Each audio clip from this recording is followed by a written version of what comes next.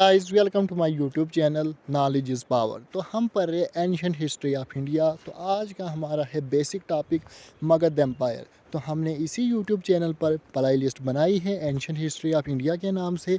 आप एक एक वीडियो कंटिन्यूसली देख सकते हो। इससे पहले हमने पढ़ा स्टोन एज क्या होती है, मेटल एज क्या होती है और इंडस वैली सिविलाइजेशन के बारे में पढ़ा। चाहे आप किसी भी एग्ज़ाम की प्रिपरेशन कर रहे हो, चाहे JKSSB का एग्ज़ाम हो या कोई कॉम्पिटिटिव एग्ज़ाम हो या आप सेंट्रल लेवल एग्ज़ाम की प्रिपरेशन कर रहे हो, उसके लिए ये वीडियो यूज़फुल है। तो आज हमारी बेसिक वीडियो पढ़ रहे हैं कि मगध एम्पायर। सबसे पहले आता है मगध एम्पायर।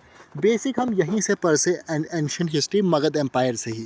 तो मगध एम्पायर की बात करें, 6th सेंचुरी से लेकर 4th सेंचुरी BC तक आता है मगध एम्पायर। मगध एम्पायर को कहा जाता है period of struggle for supremacy.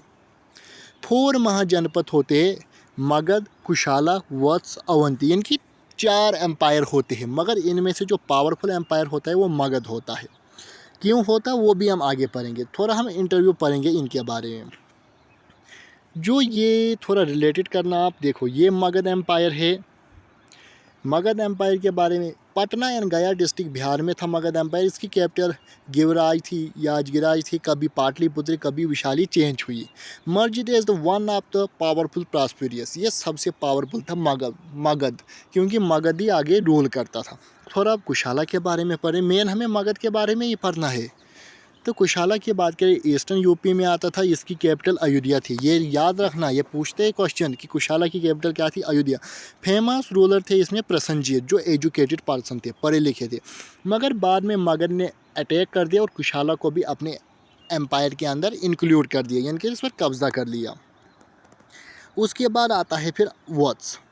वत्स की बात करें, Vatsa started on the bank of Yamuna river के तट पर था वत्स का एम्पायर। इसकी कैपिटल थी खुशाम्बी और नियर मॉडर्न इलाहाबाद जिसे कहते हैं खुशाम्बी। उसके बाद पॉपुलर रूरल थे उदयन।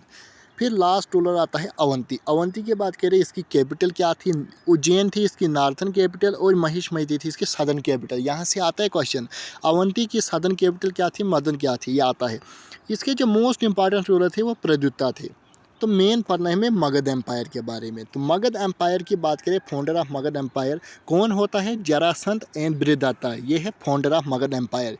ये याद रखना, अपना पेन और कापी साथ में लीजिए, अपने हैंड रिटन नोट्स बनाए। मैंने भी अलग अलग सोर्सों से यानी कि हैंड रिटन नोट्स बनाए हैं, तब जाकर इतना डाटा कलेक्ट किया। मगध एम्पायर में हम पढ़ते हैं Haryanka dynasty, Shishunaga dynasty, Nanda dynasty and Maurya empire के बारे में। अब आता है जो ये जरासंध एंड बृहदत्ता, इसके फाउंडर, इसका हमें एविडेंस महाभारत बुक में भी मिलता है। मेन हमें मगध एम्पायर। अब मगध एम्पायर कहाँ था, तो हम सबसे पहले हम और करेंगे एक बात, हम पर JKSSB के एग्ज़ाम के लिए और कोई भी कॉम्पिटेटिव एग्ज़ाम है उसके लिए यूज़फुल है। हमने प्लेलिस्ट बनाई है इसी यूट्यूब चैनल पर एंशियंट हिस्ट्री ऑफ इंडिया के नाम से। आप एक एक वीडियो कंटिन्यूसली देख सकते हैं। हमने इंडस वैली सिविलाइजेशन भी कंप्लीट तरीके से पढ़ाई है, आपको भूलेगा ही नहीं कभी। फार्मर डिस्ट्रिक्ट ऑफ पटना, गया, पार्ट ऑफ शाहबाद एरिया तक आप देख सकते हैं। यहाँ पर इंडिया का रफली मेक है, यहाँ पर था मगध एम्पायर, जिसके बारे में हमें पढ़ना है। तो मगध एम्पायर के बाद थोड़ा पढ़ेंगे इसके हम basic. Become the serve centre of political activity in northern India. जितने भी पॉलिटिकल एक्टिविटीज़ होती थी वो सब मगध में होती थी। क्यों होती वो हम आगे पढ़ेंगे। Causes of the rise of Magadha empire, जब 4 एम्पायर थे तो उनमें से मगध ही क्यों ऊपर के आया। इसके भी advantages, geographically location of the capital cities, जो कैपिटल थी इस मगध की राज्य, उसके चारों तरफ थे 5 हिल, जो नेचुरली एक फोर्ट बनाती थी, किला, जिसमें कब्जा करना बहुत ही मुश्किल था। दूसरा आता है nature resource such as iron which help in preparing effective weapon. Magadha के जंगलों में पाया जाता था वेपन मीन बोलेंगे तो आयरन पाया जाता, जिससे वेपन बनाए जाते थे। और यहाँ पर एलुवियल सॉयल थी, क्योंकि गंगेटिक प्लेन पास में थे, जिससे एग्रीकल्चर के लिए प्रोटेक्शन जल्दी होती थी यहाँ पर। अब पढ़ते थोड़ा मगध क्या था। मगध पहले एक जनपद था, फिर महाजनपद बना, महाजनपद से एक एम्पायर बना।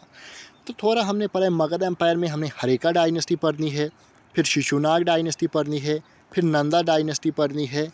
तो कौन कौन से रूल आते हैं हरिका, बिंबुसार के बारे में, अजातशत्रु, उदयन के बारे में पढ़ना है। तो हरिका डायनेस्टी खत्म। फिर पढ़नी है शिशुनाग डायनेस्टी, शिशुनाग पढ़ना है, काला अशोका पढ़ना है, और नंदा डायनेस्टी में पढ़ना है महापर्वनंदा या नंदा। उसके बाद आता है अलेक्जेंडर अलेक्जेंडर के बाद आता है चंद्रगुप्त मौर्य। तो ये आज की वीडियो हमारी शॉर्ट वीडियो थी, यानी कि स्मॉल वीडियो थी। हमने खाली मगध एम्पायर के बारे में इंट्रोडक्शन बना। कल के बाद हम वीडियो में रूलर के बारे में पढ़ेंगे। तो आई होप आपको ये वीडियो पसंद आई होगी। चैनल को शेयर एंड सब्सक्राइब ज़रूर।